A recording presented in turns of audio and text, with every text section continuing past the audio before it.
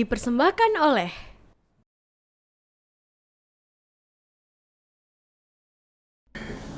Assalamualaikum warahmatullahi wabarakatuh.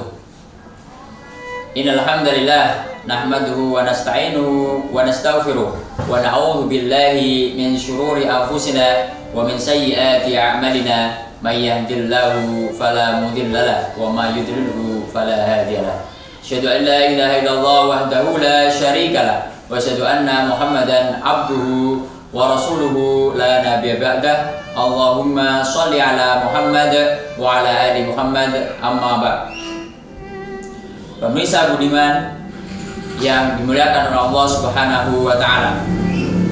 Izinkanlah saya pada kesempatan kali ini akan membawakan kultum yang berjudul Kewajiban Seorang Muslim Terhadap Al-Quran.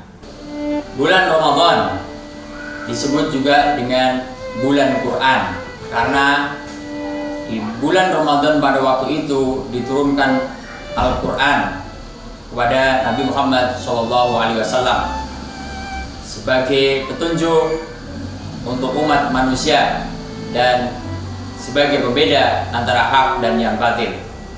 Sebagaimana Allah berfirman dalam surat Al-Baqarah ayat 185 yang bunyinya, A'udzubillahi minasyaitonirrajim.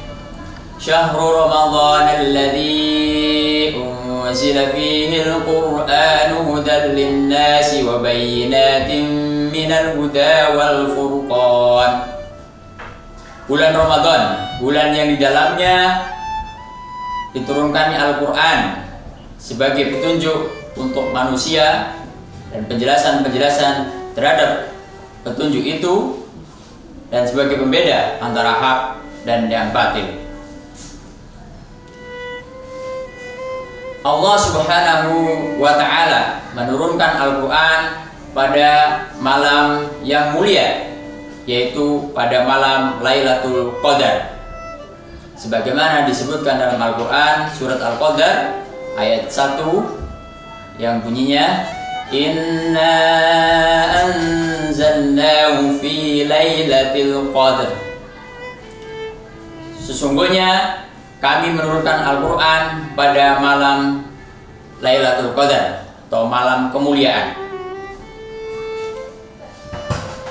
Dari ayat Al-Quran tersebut menunjukkan bahwa kedudukan Al-Quran sangat tinggi. Oleh karena itu, kita sebagai seorang muslim wajib untuk melakukan amalan-amalan untuk memuliakan Al-Quran sebagai kitab suci kita semuanya.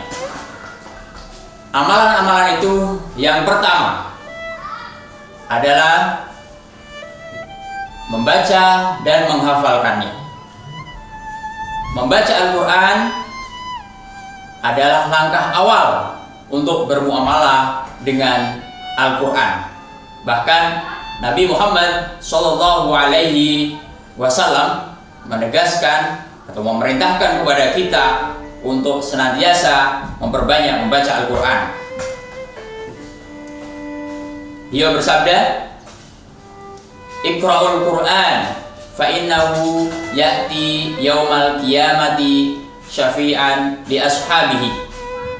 Yang artinya, bacalah Al-Quran karena ia akan datang pada hari kiamat sebagai pemberi syafaat bagi orang yang membacanya. Kemudian kewajiban yang kedua sebagai seorang muslim terhadap Al-Quran adalah mentadabburinya dan mempelajarinya. Allah Subhanahu wa ta'ala berfirman dalam surat Muhammad ayat 24 yang berbunyi, afala yatadabbaruna al-Qur'an am ala qulubin aqfaluha. Yang artinya, apakah mereka tidak memperhatikan Al-Quran atau hati mereka yang terkunci? mentadabbur Al-Quran, mempelajari Al-Quran, banyak wasilahnya pada zaman ini. Banyak sumber-sumber yang bisa kita kaji dari buku-buku, juga termasuk buku elektronik sana. Ada internet, ada ustadz-ustadz yang sekarang banyak mengajarkan kaitannya dengan Al-Quran, kaitannya dengan tafsir Al-Quran. Kemudian yang ketiga, kewajiban kita terhadap Al-Quran yaitu mengajarkannya. Ilmu dalam Al-Quran sangat luas dan sangat baik, bahkan memang sumber dari segala sumber ilmu adalah Al-Quran.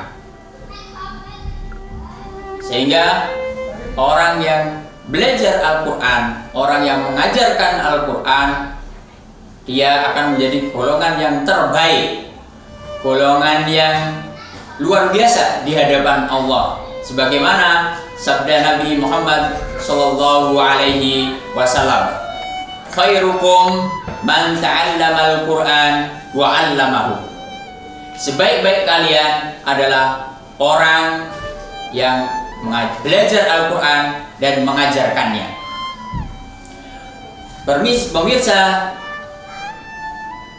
Pemirsa yang dimuliakan oleh Allah Subhanahu wa Ta'ala. Kemudian yang terakhir, kewajiban kita sebagai seorang muslim terhadap Al-Quran adalah mengamalkannya. Allah Subhanahu wa Ta'ala dalam surat Al-Waqi'ah ayat 24 menjelaskan, jazaa'an bima kanu ya'malun, sebagai balasan bagi orang-orang yang mengamalkannya. Ini menunjukkan bahwa mengamalkan ajaran Al-Quran yang sudah kita pelajari akan diberikan balasan yang setimpal oleh Allah Subhanahu wa Ta'ala dan menjadikan kita manusia yang terbaik di dunia ini.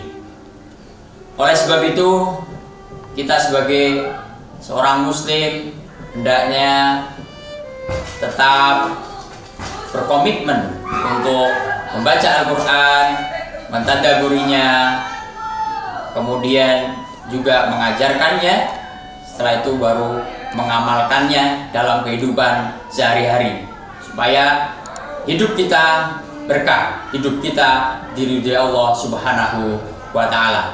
Demikian yang dapat kami sampaikan, kurang lebihnya mohon maaf.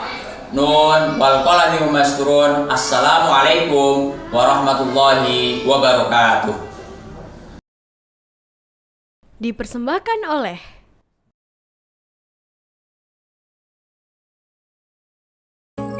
Semoga dengan dipindahkannya musola ini semua warga lebih mudah beribadah. Setuju Bapak? Setuju.